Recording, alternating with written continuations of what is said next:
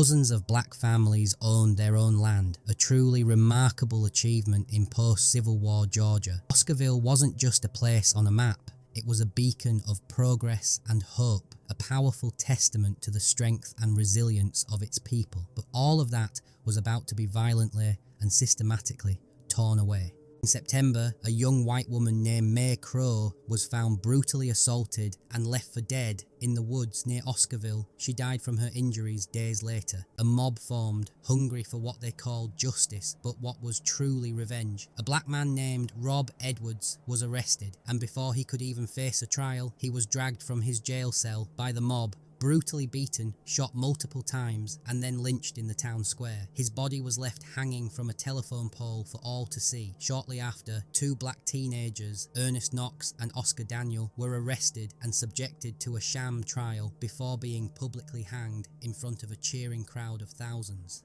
This wasn't an act of justice, it was the explosive start of a calculated and horrifying campaign of racial terror.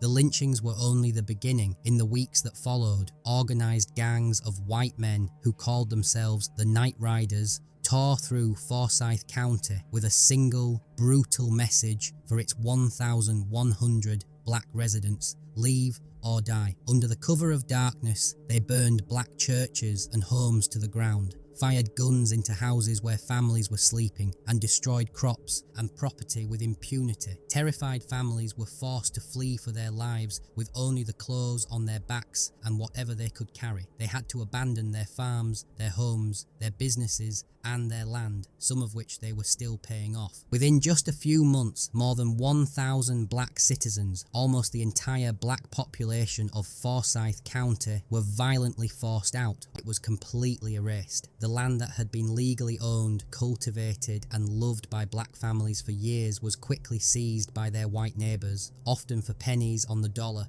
or for nothing at all. It was a brutal, appallingly successful act of racial cleansing, a dark chapter in Georgia's history that was deliberately forgotten by those who perpetrated it. The story of Oscarville became a whisper, a painful, traumatic memory for the scattered families, and a hidden, guilty truth for the county that was built on their stolen land. But the land itself wouldn't forget the injustice it had witnessed. For 40 years, the land where Oscarville once stood was either left empty and overgrown, or farmed by the very people who had taken it.